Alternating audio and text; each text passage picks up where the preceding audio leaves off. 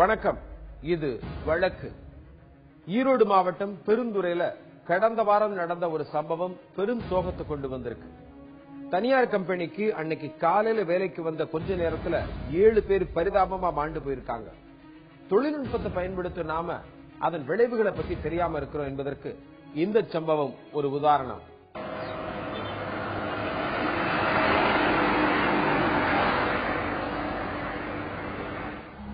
ஈரோடு மாவட்டம் சென்னிமலை அருகே உள்ள பிடாரியூரில் அந்த வீட்டில் மட்டும் சோகம்.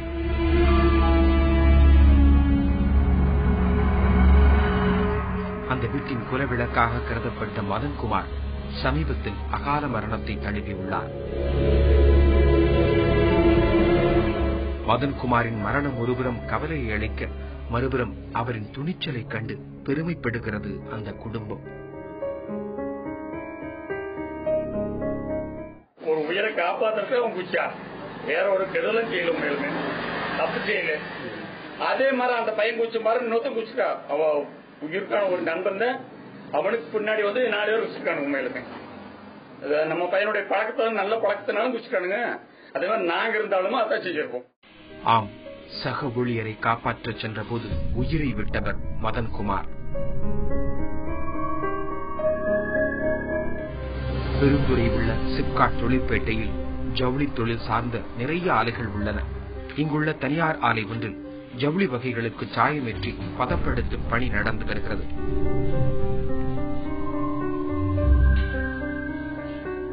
இந்த பணியின் போது வெளியேறும் கழிவு நீரை சுத்திகரிக்கும் மையம் ஆலை வளாகத்திலேயே உள்ளது. சாயமேற்றுதல் மற்றும் பதப்படுத்தும் பணிக்காக பயன்படுத்தப்படும் நீரில் உள்ள கழிவுகள் சுத்தப்படுத்தப்பட்டு ஒரு தொட்டியில் கழிவுகளும் அதிலிருந்து பிரிக்கப்படும் நீர் மற்றொரு தொட்டியில் விழும்படியும் அமைப்பு ஏற்படுத்தப்பட்டுள்ளது. இந்த 2 தொட்டிகளையும் இணைக்கும் குழாயின் மையப்பகுதியில் உள்ள வால்வில் அன்று திடீரென பழுது ஏற்பட்டது. இந்த பழுதை சரி செய்வதற்காக ஆனந்த்குமார் என்பவர் தொட்டிக்குள் முதலில் இறங்கினார். அப்போது பம்பில் இருந்து மீத்தேன் வாயு வெளியேறியதால் ஆனந்த்குமார் மயக்கமடைந்திருக்கிறார். அந்த செப்டிக் டேங்க் இடிபி பிளான்ட்ல வந்து ஒரு செப்டிக் டேங்க் இருக்கு. அந்த செப்டிக் டேங்க்ல வந்து ஒரு பம்ப் லிப்ட் பண்ற மோட்டர் ஒன்று இருந்திருக்கு. அந்த மோட்டர்ல ரிப்பேர் ஆயிட்டதுனால அது சரி பண்றதுக்கு வந்து அவன் கீழே 2 எம்ப்ளாயிஸ் இறங்கி இருந்திருக்காங்க. அவங்க இறங்கின உடனே பக்கத்துல இருக்கிற ஆளு இன்னொரு பெரிய இடிபி பிளான்ட் இருக்குது. அந்த இடிபி பிளான்ட்டுக்கு அதுக்கு லிங்க் இருக்கு. அண்டர் கிரவுண்ட்ல வந்து ஒரு பைப் மூலமா லிங்க் இருக்கு. அதுக்கு ஒரு கேட் வால் வந்துருக்குது. கேட் வால் வந்து ஓபன் ஆன உடனே அது பக்கத்துல இருக்கிற சிலிட்ஸ் எல்லாம் வந்து அந்த டேங்க் வந்து திடீர்னு வந்து நிறைஞ்சிருக்குது. அப்போ வந்து கேஸ் ஃபார்ம் ஆயிருக்கிறது, மீத்தேன் கேஸ் வந்து ஃபார்ம் ஆயிருக்கிறது. அவங்க இன்ஹேல் பண்ணிருக்காங்க. இன்ஹேல் பண்ண உடனே மைக்காய் கீழே விழுந்திருக்காங்க. இந்த சம்பவத்திற்கு பின்புதான் அந்த பகுதியே சோகக்காடாக மாறியது. ஆம், ஒருவரை காப்பாற்ற அடுத்தடுத்து பலரும் முயல அனைவரும் மீத்தேன் வாயு கசிவால் பாதிக்கப்பட்டு மயக்கமடைந்தனர். அது மட்டுமல்ல, அவர்கள் அனைவரும் சில மணித்துளிகளில் அந்த தொட்டியிலேயே பரிதாபமாக உயிரிழந்தனர். சிப்காட் பெருந்துறையில இயங்கிட்டு வர ஒரு தனியார் டையிங் ஃபேக்டரியில இன்னைக்கு காத்தால ஒரு டேங்க்ல ஒரு மோட்டர் ரிப்பேர் என்ற காரணத்தால ஒரு 2 பேர் இறங்கி ரிப்பேர் பண்ண போறாங்க. பண்றப்போ அதுல இருந்து ஒரு வாயு தாக்கி அவங்களுக்கு மயக்கம் வந்துருது. அது அவங்களை காப்பாத்துறதுக்கு பின்னாடி போன 5 பேருமே அதே மாதிரி கேஸ் தாக்கினதுல மொத்தம் 7 பேர், காப்பாற்ற போன 5 பேர் பிளஸ் முதல்ல போன 2 பேர், 7 பேரும் சேர்ந்து அந்த டேங்க்ல இறந்து போயிடுறாங்க. அங்கிருந்தவர்கள் என்ன நடக்கிறது என்பதை உணரும் முன்பே 7 பேர் மரணத்தை தழுவிவிட்டனர். இந்த 7 பேரில் ஒருவர் தான் மதன்குமார். எங்க 3 குடும்பத்துக்கு அவன் தான். அவன் போனதுக்கு அப்புறம் எங்களுக்கு வேற எதுவுமே இல்ல. அவனோட இழப்பு எங்களுக்கு பெரிய இழப்பு தான்.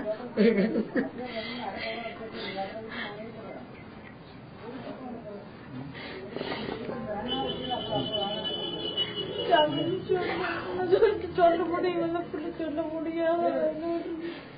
7 பேரின் உடல்களும் பெருந்துறை அரசு மருத்துவமனைக்கு கொண்டு வரப்பட்டு பிரேத பரிசோதனைக்கு பின்பு உறவினர்களிடம் ஒப்படைக்கப்பட்டது.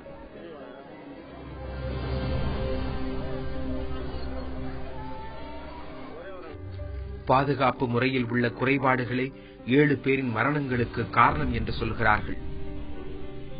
ரசாயன கழிவுகள் அகற்ற பணியில் ஈடுபட்டிருந்த தொழிலாளிகள்ல 7 பேர் இன்னைக்கு விஷவாயு தாக்கி இறந்திருக்காங்க. இன்னும் 8 பேர் கவலைக்கிடமான நிலையில மருத்துவமனையில சிகிச்சை பெற்றிருக்காங்க. இப்ப இது மாதிரி சம்பவங்கள் அடிக்கடி நிகழ்ந்துட்டு இருக்கு.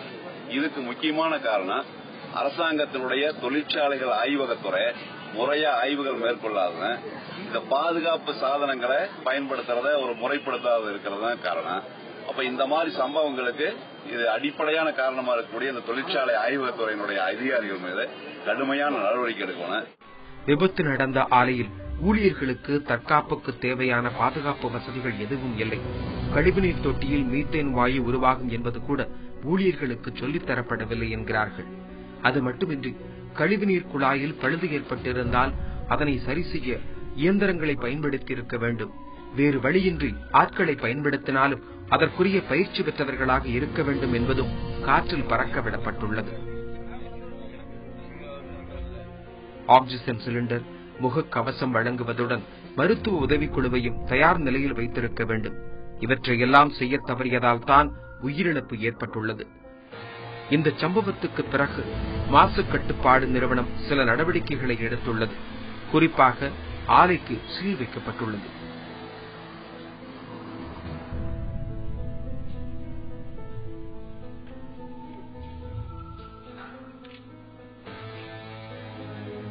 பெருந்துறை சிப்காட் வளாகத்தில் உள்ள கேபிஆர் சாய ஃபேக்டரியில் ஹைட்ரஜன் சல்பைடு என்ற விஷவாயு தாக்கி 7 தொழிலாளர்கள் இறந்துவிட்டார்கள். அது சம்பந்தமாக மேல்நடவடிக்கை எடுப்பதற்காக அரசுக்கு அறிக்கை அனுப்பியதன் பேரில் அதன் தொடர்பாக நேற்று இந்த ஆலை மின்சாரம் தடை செய்யப்பட்டுள்ளது. அதற்கு அடுத்ததாக இன்றைக்கு மேற்கொண்டு இந்த ஆலையில் வேறு பணிகள் எதுவும் நடைபெறாவண்ணம் இன்றைக்கு சீல் வைக்கப்பட்டது. இந்த பகுதியில் உள்ள பல ஆலைகள் பாதுகாப்பு முறைகளை பின்பற்றாமல் அதிகாரிகளை கவனித்து விடுவதாக பரவலாக குற்றச்சாட்டு உள்ளது. இதன் விளைவுதான் 7 பேரின் மரணம் என்கிறார்கள்.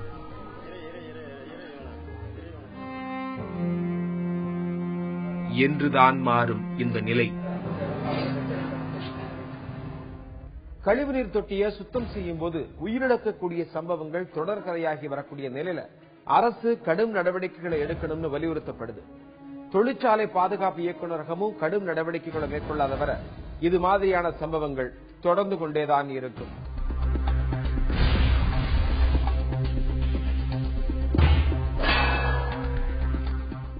சென்னை வியாசர்பாடியைச் சேர்ந்தவர் சங்கர். அவங்களுடைய பொண்ணு +2 முடிச்சுட்டு நர்ஸா வேலை பாக்குறாங்க. அவங்க ஒரு நாள் காலையில் இது மாதிரி வேலைக்கு போனவங்க வீடு திரும்பவே இல்லை. காவல்துறையில புகார் அளிக்கப்படுகிறது. அவங்களும் தேடுறாங்க. அன்று மாலையே அவங்க கண்டுபிடிக்கப்படுறாங்க. எந்த நிலையில் அப்படின்னா பலாத்காரம் செய்யப்பட்டு கொலை செய்யப்பட்டிருக்காங்க. இந்த சம்பவம் நடந்தது 2009. இன்று அந்த வழக்கினுடைய நிலை எப்படி இருக்கிறது?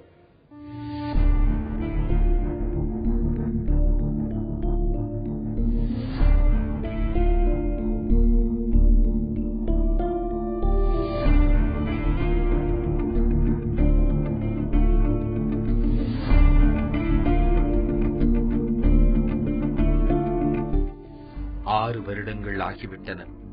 ஆனாலும் கொலையாளிகள் பற்றிய எந்த துப்பும் கிடைக்கவில்லை.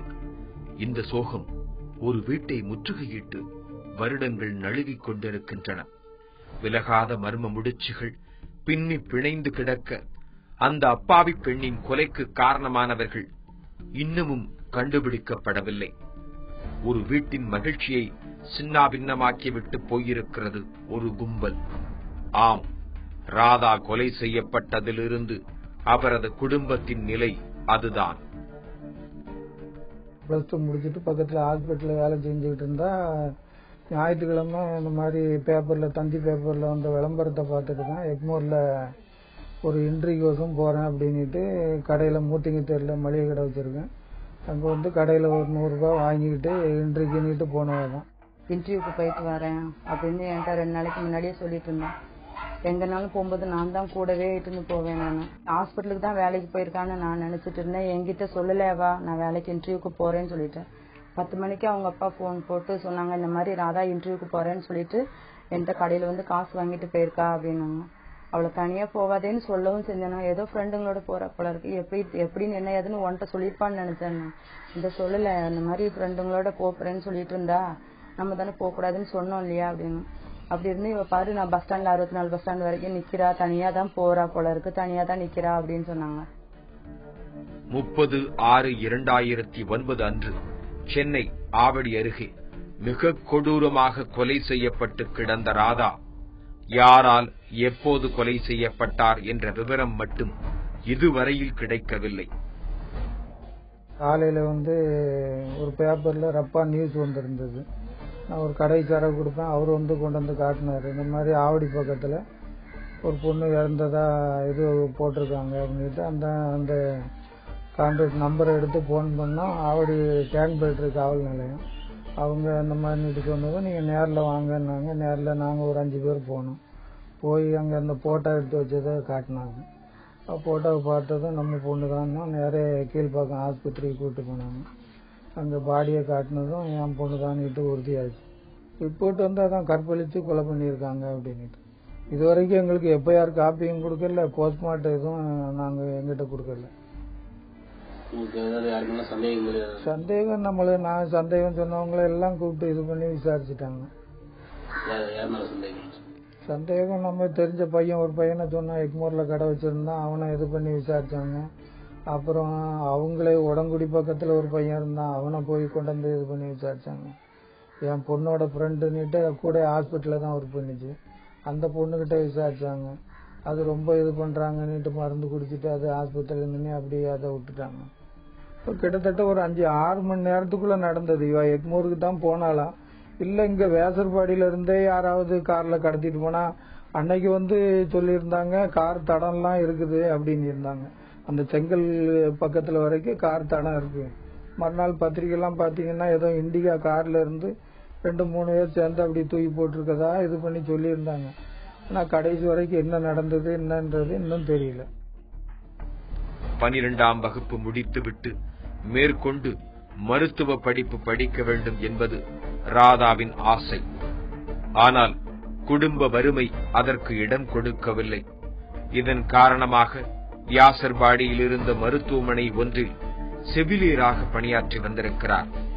இந்த நிலையில்தான் குடும்ப வருமானத்தை பெருக்குவதற்காக வேறு வேலையை நாடிச் சென்ற போது அந்த பரிதாப சம்பவம் அரங்கேறியது. ஜாங்கிட்டு இருந்தார் புறநகர் கமிஷனரா. அவரு நேரடியா வீட்டுக்கு வந்தார். இந்த மாதிரி 5 தனிப்படை போட்டிருக்கோம், சீக்கிரம் கண்டுபிடிச்சிரும் அப்படின்னாரு. ஒரு 5 மாசம் ஆச்சு, எந்த வித எதுவுமே இல்லை. அதுக்கப்புறம் தான் நம்ம தொகுதி எம்எல்ஏ எஸ்.கே. மகேந்திரன் இருந்தார். அவர்கிட்ட மனு மாதிரி கொடுத்து அவர் அசம்பிளிலே பேசினார். சட்டசபையில பேசி அப்போ முதலமைச்சராக கலைஞர் கருணாநிதி இருந்தாங்க. அவங்ககிட்ட இது பண்ணதும் மறுநாளே சிபிசிஐடிக்கு மாற்றி உத்தரவு வந்திருந்தது. சிபிசிஐடியில் ரவிக்குமார்னு இன்ஸ்பெக்டர், அவர் தலைமையில இது பண்ணி 3 வருஷத்துக்கு 4 வருஷம் ஆச்சு. எங்களையும் விசாரிச்சாங்க. வேசர்பாடி பகுதியில நமக்கு தெரிஞ்சவங்க, என் பொண்ணோட ஃப்ரெண்டுன்னுட்டு எல்லாரையும் இது பண்ணி தான் விசாரிச்சாங்க. எந்த வித இதுவும் இல்லை. சிறுசேம்பிரியிலேயே நடந்தது பாருங்க ஒரு பொண்ணு கொலை வழக்கு. இதே சிபிசிஐடிக்கு தான் மாத்தினாங்க. 4 நாள்ல கண்டுபிடிச்சு எப்படிங்கிறது வந்துச்சு. நம்மளோட பொண்ணுக்கு மட்டும் ஏன் இந்த இது இல்லை? நேர்முக தேர்வு நடப்பதாக செய்தித்தாளில் வந்த விளம்பரத்தை எடுத்துக் கொண்டு சென்றவர் வெகு நேரமாகியும் வீடு திரும்பவில்லை. வீட்டில் உள்ளவர்கள் எல்லோருமே பதற்றமடைய மளிகை கடை நடத்தி வரும் சங்கரன் தனது 2 சக்கர வாகனத்தில் முடிந்தவரை எல்லா இடங்களுக்கும் சென்று தேடுகிறார்.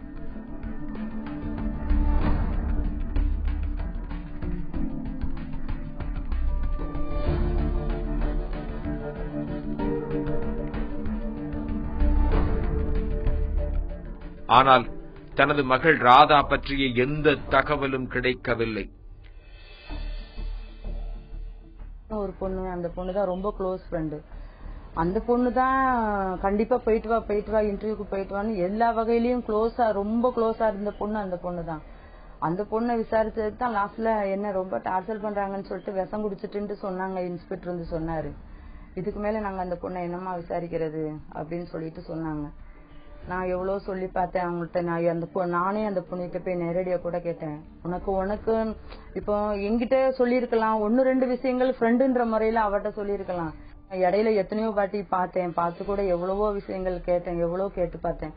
அது பதில் சொல்றதா இல்ல. அந்த பொண்ணுகிட்ட கண்டிப்பா அதுக்கு தெரியாம எனக்கு இப்ப என்கிட்ட போகும்போது சொல்லிட்டு போயிருந்தேன், நான் கூட போயிருந்தேன்னா இன்னைக்கு அவளோட தலையெழுத்து இப்படி இருந்திருக்காது. என் உயிரை கொடுத்தாது என் பிள்ளைய நான் காப்பாத்தி இருப்பேன் இல்லையா? ஆனா இப்படி இந்த மாதிரி ஃப்ரெண்டுன்ற முறையில இவட்ட சொல்லிட்டு தானே போறதுக்கு சான்சஸ் இருக்கு. அந்த ஹாஸ்பிட்டலுக்கு போயிட்டு தான் அதுக்கப்புறம் போயிருக்கிறா. அப்ப இவ அந்த பொண்ணுக்கு தெரியாம இருக்க சான்ஸே கிடையாது. கேட்டா எவ்வளவு சொல்லி பாத்துட்டேன், கேட்க அது சொல்ற மாதிரியே இல்ல. அன்று இருந்த அதே துக்கம் இன்றும் நீடிப்பதுதான் கொடுமை. நாட்கள் தேய்ந்து விட்டாலும் தனது பாச மகளை பறிகொடுத்து விட்ட தவிப்பு இன்னும் தனியவே இல்லை இவர்களிடத்தில். பட்ட பகல்ல நடந்தது என்னங்கிறது கண்டுபிடிக்க முடியல. அதான் எங்களோட ஆதங்கம். இப்ப நாங்க அரசாங்கத்துக்கிட்ட எங்களுக்கு பண உதவி கொடுங்க, இது கொடுங்கன்னு கேட்கல. கொலைகாரன் யாரு கண்டுபிடிச்சு இது பண்றதுக்கு என்ன? எல்லாரும் கேட்பாங்க, உன் பொண்ணே இறந்துட்டா ஏன் கோயிலுக்கு போறேன்னு. நான் அந்த கடவுள்கிட்டையும் வேண்டிதான் பாக்குறேன். இவங்க கிட்ட வேண்டி பார்த்துட்டேன். நேரடியா போய் மனு கொடுத்து நான் என் வீட்டுக்கார கூட்டு போய் மனு கொடுத்து பார்த்துட்டேன். எவ்வளவு பட்ட பகல்ல நடந்தது என்ன? இந்த பொண்ணு என்ன இறந்துச்சு, என்ன செஞ்சது? கடை சாத்திட்டு வரும்போதே எந்த பிள்ளையும் தனியா போனா, என் பிள்ளைல தனியா ஏன் போறீங்க? என் பிள்ளைய நானே இந்த மாதிரி இழந்துட்டு இருக்கிறேன், நீங்களாம் இப்படி தனியா போவாதீங்க அப்படின்னு நான் அந்த பிள்ளைங்களை கூப்பிட்டு அட்வைஸ் சொல்லிட்டு வருவேன். ஏன்னா எனக்கு அந்த பிள்ளைங்களை பார்த்தா கூட, வயசு பிள்ளைங்களை யாரையும் பார்த்துட்டா கூட நம்ம பிள்ளை மாதிரி இல்ல, நம்ம பிள்ளைய மாதிரி இல்லன்னு அந்த எண்ணங்கள் தோணுது. நீதி கேட்டு மனு கொடுத்தும் எந்த பிரயோஜனமும் இல்லை என்கிறார்கள். இந்த ஏழை சொல்லும் அம்பலம் ஏறுமா? அந்த நாள் எது? காத்திருக்கிறது இந்த குடும்பம். ராதாவினுடைய கொலை சம்பவம் நடந்தது 2009. இன்று வரை குற்றவாளிகள் கைது செய்யப்படவில்லை. ராதாவினுடைய குடும்பத்தாருடைய எதிர்பார்ப்பும் ஒட்டுமொத்த பொதுமக்களுடைய எதிர்பார்ப்பும் குற்றவாளிகள் கைது செய்யப்பட வேண்டும் என்பது. பொதுவா ஒண்ணு சொல்லுவாங்க, வீட்டை விட்டு வெளியில போனா பத்திரமா வீடு திரும்புறதே கேள்விக்குறியா இருக்குன்னு சொல்லுவாங்க. அந்த அளவுக்கு விபத்து அதிகமாயிருச்சு. விபத்து நடந்தால் என்ன செய்யணும்? ஒரு சிலவங்க போலீஸ்க்கு போன் பண்ணுங்க அப்படின்னுவாங்க, ஒரு சிலவங்க உடனடியாக ஆம்புலன்ஸ்க்கு போன் பண்ணணும் அப்படின்னு சொல்லுவாங்க. ஆனா யாருக்கு எதை செய்யணும், எதை செய்யக்கூடாது அப்படிங்கிறது தெரியாது. சட்டம் என்ன சொல்லுகிறது? விபத்து நடந்தால் எது செய்ய வேண்டும், எது செய்யக்கூடாது? விபத்து அப்படிங்கிறது எந்தவித உள்நோக்கமும் இல்லாமல் அதிவிரைவாகவும் அஜாக்கிரதையாகவும் கவனக்குறைவாகவும் ஒரு வாகனத்தை ஓட்டி அதன் காரணமாக ஒரு விபத்து ஏற்பட்டால் அதை பொறுத்த வரைக்கும் அது குற்ற எண்ணம் கிடையாது. அது குற்ற செயலாக இருந்தாலும் கூட அதற்கான குற்ற எண்ணம் கிடையாது. ஆனால் ஒரு நபரை கார் ஏற்றி கொல்லணும், இல்ல அவருடைய உயிருக்கோ உடலுக்கோ ஆபத்து ஏற்படுத்தணும் நோக்கத்தோடு ஒரு குற்ற செயல் புரியுமானால் அதை பொறுத்த வரைக்கும் சட்டம் வேறு மாதிரியாக பார்க்கிறது. ஆனா எந்த விதமான ஒரு நோக்கமும் இல்லாமல் ஒரு விபத்து ஏற்பட்டு விட்டது. அந்த விபத்து அப்படிங்கிறது அந்த விபத்துக்கான காரணம் ஒண்ணு அந்த வாகனத்தை ஓட்டி சென்ற நபரோ, இல்ல அதற்கு எதிராக யார் விபத்துக்கு உள்ளாகிறாங்களோ அந்த நபரோ, இல்ல வேறு யாராவது ஒரு நபரின் காரணமாக அந்த கவனக்குறைவாகவோ ஏதோ ஒரு செயலின் காரணமாக ஒரு விபத்து ஏற்பட்டு விட்டது என்றால் உடனடியாக அந்த வாகனத்தை ஓட்டி சென்ற எந்த வாகனம் விபத்துக்கு உள்ளானதோ இல்ல விபத்தை ஏற்படுத்தியதோ அந்த வாகனம் ஓட்டி உடனடியாக மருத்துவ சிகிச்சைக்கு ஏற்பாடு வைக்க வேண்டும். அந்த உயிரை காப்பாற்றும் பொருட்டு இப்பெல்லாம் தேசிய நெடுஞ்சாலை மற்றும் மாநில நெடுஞ்சாலையா இருந்தாலும் சரி, பிரதான சாலைகளா இருந்தாலும் சரி, முன்னை விட இப்பெல்லாம் இந்த ஆம்புலன்ஸ் வசதிகள் நிறைய வசதிகள் வந்துருச்சு. அதுவும் உயிர் காக்கும் அந்த மருத்துவ சாதனங்கள் எல்லாம் வச்சு அதற்கான நபர்கள் எல்லாம் வைத்து உடனடியாக மருத்துவ சிகிச்சை அளிக்கப்படுகிறது. சோ அந்த நபருக்கு காயம்பட்ட நபர்களுக்கோ உடனடியாக மருத்துவ சிகிச்சை அளிக்கிறது ஏற்பாடு செய்யணும். அதே போல காவல் நிலையத்துக்கு இன்ஃபார்ம் பண்ணணும். அந்த பக்கத்தில் இருக்கக்கூடிய அருகாமையில் இருக்கக்கூடிய காவல் நிலையத்துக்கு தகவல் தெரிவிக்கணும், இந்த மாதிரி விபத்து ஏற்பட்டு விட்டதுன்னு சொல்லி. ஆனால் அதே நேரத்தில் இந்த விபத்தின் காரணமாக ஒரு மிகப்பெரிய ஒரு கொந்தளிப்பு ஏற்பட்டு விட்டது, அங்கே ஒரு சட்டம் ஒழுங்கு பிரச்சனை ஏற்பட போகிறது, இல்ல தாக்குதலுக்கு உள்ளாக்குறதுக்கான வாய்ப்புகள் இருக்கிறது அப்படிங்கிற சூழல்ல அந்த வாகன ஓட்டி அவர் அந்த வாகனத்தையோ இல்லைன்னா அவர் வேற ஏதாவது வாகனத்தை எடுத்துட்டு போய் அருகாமல் உள்ள காவல் நிலையத்தில் சென்று புகார் அளிக்கணும், அவர் தஞ்சம் அடையணும். இந்த மாதிரி ஒரு விபத்து ஏற்பட்டு விட்டது, ஆனா அங்க இருக்கவங்க எல்லாம் எங்களை அடிக்க வர்றாங்க, அச்சமா இருந்ததுனால நான் இங்க வந்துட்டேங்கிறத அவர் தகவல் தெரிவிக்கணும். ஆனால் அந்த நபர் அருகாமையில் உள்ள காவல் நிலையத்தை அவர் போய் சொல்லி அவர் சொல்லக்கூடிய விஷயங்களை ஏற்றுக்கொள்வதை சட்டம் ஏற்றுக்கொள்ளுமே ஒழிய அதை தாண்டி அவர் 2 நாள் கழிச்சு பயந்து ஒரு ஊரில் உட்கார்ந்தேன், இந்த மாதிரி விபத்து ஏற்பட்டு வருது, பயமா இருந்த காரணத்தினால வந்துட்டேன் அப்படின்னு சொல்லி எல்லாம் ஒரு விளக்கம் சொன்ன வந்தால் அதை ஹிட் அண்ட் ரன் அப்படிங்கிற ஒரு அடிப்படையில வழக்கு பதிவு செஞ்சு அந்த நபர் உண்மையிலேயே அவர் எந்த நோக்கத்துக்காக செஞ்சிருக்கிறாரு, இல்ல ஆள் மாத்துறதுக்கான வாய்ப்புகள் இருக்கிறதா அப்படிங்கிற விஷயங்கள் எல்லாம் காவல்துறை மிக ஒரு சீரியஸான வழக்காக எடுத்துக்கொண்டு அந்த வழக்கை அது அந்த அடிப்படையில வழக்கு பதிவு செஞ்சு விசாரிக்கும். ஆனாலும் ஒரு நபருக்கு உடனடியாக ஒரு மருத்துவ சிகிச்சை இங்க கொடுக்கணும், அந்த அளிக்கணும் அப்படிங்கிற அடிப்படை விஷயங்களை பொறுத்தவரை ஒரு செய்யாத விஷயத்தை அந்த மாதிரியான விஷயங்களை செய்யாத பொழுது சட்டம் அதை சற்று கடுமையாகத்தான் பார்க்கிறது. மீண்டும் வேறொரு வழக்கோடு உங்களை சந்திக்கிறேன். நன்றி, வணக்கம்.